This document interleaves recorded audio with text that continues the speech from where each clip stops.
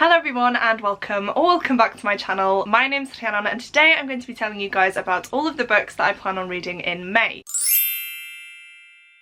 Now, if you saw last month's TBR, you'll know that I have been mood reading a lot recently, and that is definitely going to continue on into May. I don't want to say I'm feeling slumpy, but I also feel like the things that I'm picking up haven't really been keeping my attention, and I don't know if I'm just distracted, if it's outside stress that I just can't seem to get out of, or if it's the book itself. So I'm not going to be too harsh on myself if I don't manage to read all of the books in this TBR. There is one that I would definitely like to get to, and then the others I can just kind of pick and choose whether or not to prioritize them, but these are the books that I would like to get to this month if I feel like it. Diving straight on in, the first book I plan on reading in May is Everyone in My Family Has Killed Someone by Benjamin Stevenson. This is one that I was meant to read last year at some point. I believe it was when it was first released during the summer months, and I still haven't gotten to it. However, I am prioritizing it this month because it is the book that I've chosen to fulfill one of the Buzzwordathon prompts. In case you don't know, Buzzwordathon is a readathon hosted by Kayla over at Books and Lala. It spans across a whole year, and essentially every single month you have to fulfill a specific prompt, and I believe that the prompt for May is every, and in Kayla's announcement video she does say that every one counts, so I am gonna count it, of course. This is one I've been desperate to get to for the longest time, and I'm very happy to finally be prioritizing it. All I know about this one is that we are following a family where everyone is a killer, essentially, if you couldn't tell by the title, and it just says, I knew our family reunion wouldn't end well, but I didn't expect murder. Maybe I should have known better. After all, everyone in my family is a killer. My parents, my siblings, my in-laws, even me. We're not all psychopaths. Some of us are, sure, but others are just unlucky. Accidents happen. So when a body is found in the snow, it's clear it's the work of a Cunningham. But which one and why? I'll give you one clue. It wasn't me. But a piece of advice? Never trust a Cunningham. I feel like this is just going to be such an enjoyable read. I feel like it's going to have that element of comedy in it because all of them are serial killers, and it's definitely going to be fun at trying to figure out who is actually behind the murder. I am definitely in the mood for a murder mystery book as well, so this surely should hit the spot for me, and as I've said, it's a book that's been on my TBR for quite a while now, and I would like to finally get to it. The next book that I would like to get to is A 3-Act Tragedy by Agatha Christie. This is the next Agatha Christie book that I need to read. It follows Detective Hercule Poirot, and for those of you who are interested, I do follow the reading order on the back. The last Poirot book that I read was Murder on the Orient Express, and this is the one that follows.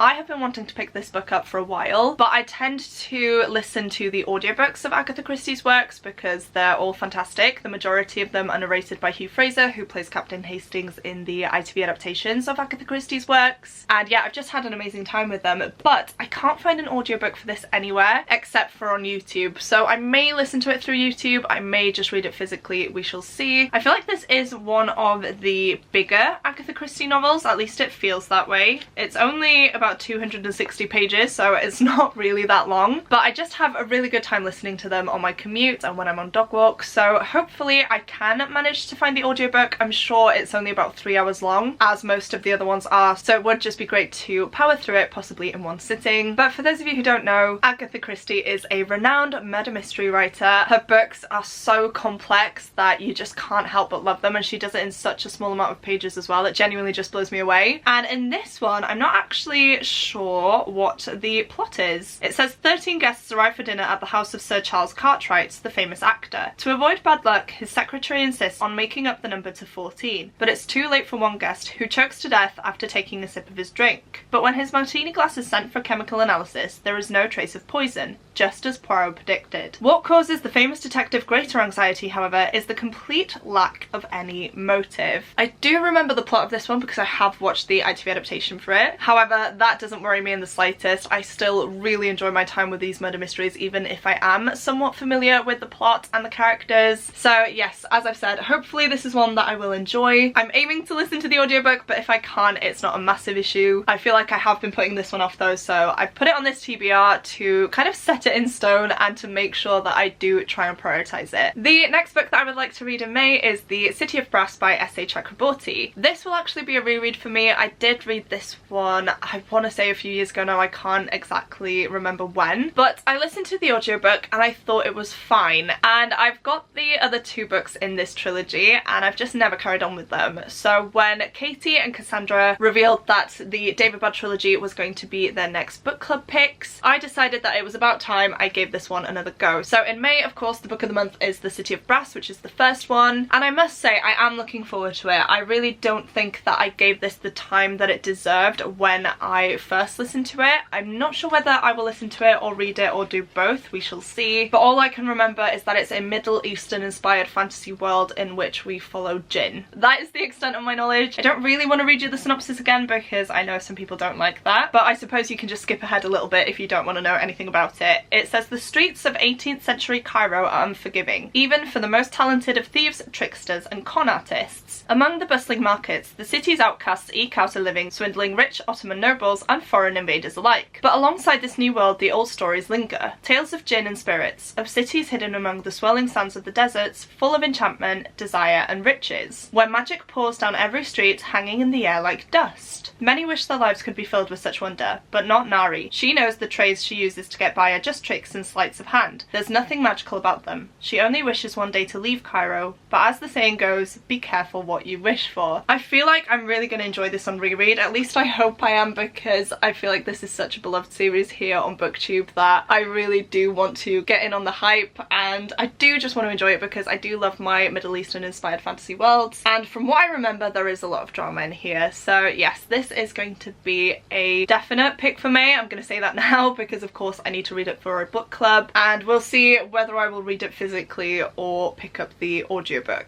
The next book I would like to get to is Golden Sun by Pierce Brown. This is the second book in the Red Rising series, and I'm honestly so excited to dive back into this world. This is an instance where I read the first book a few years ago. I really enjoyed it, but I never carried on with the series for some reason, and then last month I decided to reread Red Rising, which is the first book in this series, and again I absolutely loved it. So I'm gonna make sure that I prioritize the second book now. I do think I'm gonna listen to the audiobook of this book because that's how I consumed the first story and I really had an amazing time with it. So it's only right that I dive into the second book soon and yeah, also listen to the audiobook. For those of you who don't know, this is a sci-fi series, which is generally not a genre that I reach towards. However, I feel like this series in particular has drawn me in for some reason. I think it's because of the setting of the first book, the betrayals, the trials, and just the deception throughout. The characters are also fantastic, and even though they do really awful things, you can't help but root for them, and I just don't know where the series is going to go from here. So even though it is a sci-fi, something about it has just drawn me in, and I'm really happy to say that I am enjoying it. In the first book we follow our main character Darrow, who is a red. Now the reds are the lowest of the low in this caste system, the highest of it being golds, and Darrow is a miner that is working on Mars in order to extract enough of the elements of Mars in order to basically make the planet habitable for humans. What he doesn't know, however, is that the golds have actually colonized other planets for years and that they are essentially just working as slaves for them. This, alongside another big event that occurs, spurs Darrow on to try and make something of his life and try and demand change. And so with the help of a few rebels, he manages to disguise himself as a gold and infiltrates their command school, intent on taking down golds from the inside. Of course, it's not all smooth sailing. As I mentioned, there are a few different trials in here. It's very gory and gruesome, and you really do see every single side of humanity possible. It's a very hard-hitting novel, but we do have some amazing characters, as I've said, and yeah, it's just a fantastic sci-fi series that does in some way have fantastical elements. At least I feel like it reads that way. So if you're not sure on sci-fi, I would highly recommend this series. It's a great place to start. As you can tell, I'm not a sci-fi reader, but I've thoroughly enjoyed the first book, and I'm excited to dive into the second book now and see where this story goes, because I have no idea what is going to happen, you guys, but I am so excited to dive in, and I want to say that this will definitely be getting read this month because I will need an audiobook to listen to. The next book I plan on reading this month is Fate and Furies by Helen Shurer, which is the third book in the Legends of Thesma series. I do have the first book to hand here, which is Blood and Steel. I read this for Realmathon, not last month but the month before, and I just fell in love with this series. I read book 1 and book 2 back to back, and I had to refrain from reading the third book immediately, but the release date for book 4 has been moved forward to June instead of late this year, so I feel like I am finally able to dive into the third book and see where this series goes. In this book we follow our main character Thea, who has wanted to become a warrior of Thesma her entire life.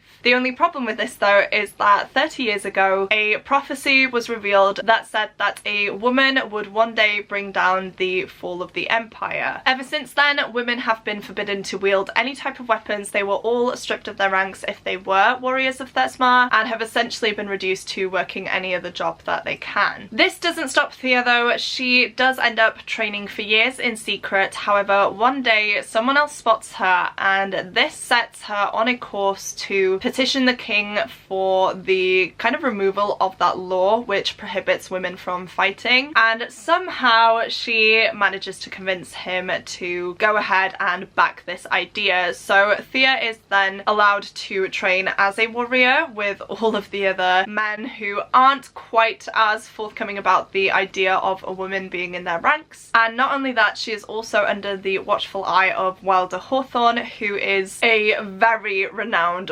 warrior. This is a fantasy romance series, so of course things are a lot more complicated than they perhaps need to be. And in the middle of all of this as well, in the background, there is some dark magic that seems to be getting worse. And so Althea really does need to pass her initiation test in order to go forward to becoming a warrior of Thesma and facing this darkness that could possibly ruin the empire. I hope I've done that justice. I read these books at the beginning of March, so it's been quite a few weeks now, and I feel like if I don't talk about the books constantly, sometimes the synopsis just doesn't want to form. But it's a fantastic fantasy romance series that I can't wait to continue on with. The second book ended on a massive cliffhanger. I don't know what's going to happen in book 3, but I'm definitely here for it. I can't wait to be back with these characters. I will say there are great friendships in this. We have great familial bonds as well, and of course we have some spicy romance in there as well. And as I've just mentioned, something has happened in the plot so that I just don't know how to deal with, and so I've been desperate to pick up this book, but I have been putting it off. Hopefully now though, this will kind of get me out of this weird reading slump but not reading slump that I'm in, and will make me want to get reading again. And then the last book I plan on reading in May is one that I don't actually own, and that one is The Murder Club by Sam Bayron. I hope I'm saying that correctly, but this is an ARC copy that I need to read on NetGalley, and all I know about this book is that it's a mystery thriller. So I will consult Goodreads to give me more of an idea of what this book is about. Of course, I must have liked the synopsis the first time round in order to request it, so let's revisit it. It says, she walked through the cabin, across the gleaming hardwood floor, past the beautiful fireplace and luxury kitchen. The view overlooking the lake was breathtaking, until she stepped outside and saw the lifeless body in the chair, a silk scarf wrapped tightly around his throat, his grey eyes wide open. FBI agent Susan Parker's fun afternoon go-karting with her daughter is interrupted when she's called to the crime scene of a wealthy local man murdered in his home. As she delves into his life, she discovers the man belonged to an exclusive yet sinister murder club, obsessed with the mysterious clothesline killer. The previous victims were all single mothers being investigated for suspected neglect, who bore the same chilling hallmark. Each was strangled in a bed at night by a masked figure. But the murder club aren't the only ones who have been tracking his every move. A local pizza delivery girl has been closely following the cases and building her own investigative reports. Though dismissed as isolated crimes before, Susan unravels a shocking trail of clues from the girl's scrapbook that lead to the forgotten women and orphan children left in the killer's wake. Then another member of the club is found dead in his ranch house. Determined to silence those who get in his way, and with his sights now set on Susan, can she stop him before she and her family fall prey to this elusive killer? A gripping and heart-racing keep-you-up-all-night thriller that will have fans of Robert Dugoni, Greg Olson and Lisa Regan absolutely hooked. So yeah, it sounds pretty good. I am excited to get to it. I feel like a fast-paced thriller is going to be exactly what I need at the minute, so hopefully that is the case. I'm not sure if this is out yet. It may have come out at the end of April, but but I still would like to read it and post my review. I'm really trying to get better at posting reviews for my NetGalley books. I've been doing really good recently, so hopefully I can keep that up. But yeah, I have it on my Kindle. It's going to be hopefully a fast-paced read that I can fly through in a few days. So these are all of the physical books that I have to show you guys today, and these are the books that I'm going to be reading in May. Of course, we have Fate and Furies and the Murder Club to add to this stack as well, so I am being a little bit ambitious here, but these are all books that I really would like to get to. I feel like I can, because I should have some more time this month as well, and this is definitely a good mix of genres, and I will be changing up how I read them as well in terms of format. I will have some ebooks, I have physical books, and I will be listening to audiobooks as well, so all of that combined should mean that I can get through this TBR. If you have any thoughts on these books that you'd like to share with me, please leave your spoiler-free thoughts down below. I love chatting to you guys about the books that I plan on reading, and if you comment saying that I should prioritize a book, then I probably will. So definitely go ahead and do that if you have anything you'd like to say. If you don't want to write a long comment, please go ahead and leave me a martini glass to let me know that you were here. Of course, we have a martini glass on the cover of 3-Act Tragedy, and it apparently is going to play a big part in the story. So I feel like that is a fitting emoji for this video, and if you don't have anything in particular that you would like to say but you would like to let me know that you're still here, please go ahead and comment that now. As well as that, please don't forget to click the like button if you like this video and the subscribe button if you'd like to see more content from me. But that is it from me today, guys. Thank you once again for watching, and I will see you soon in my next video. Goodbye!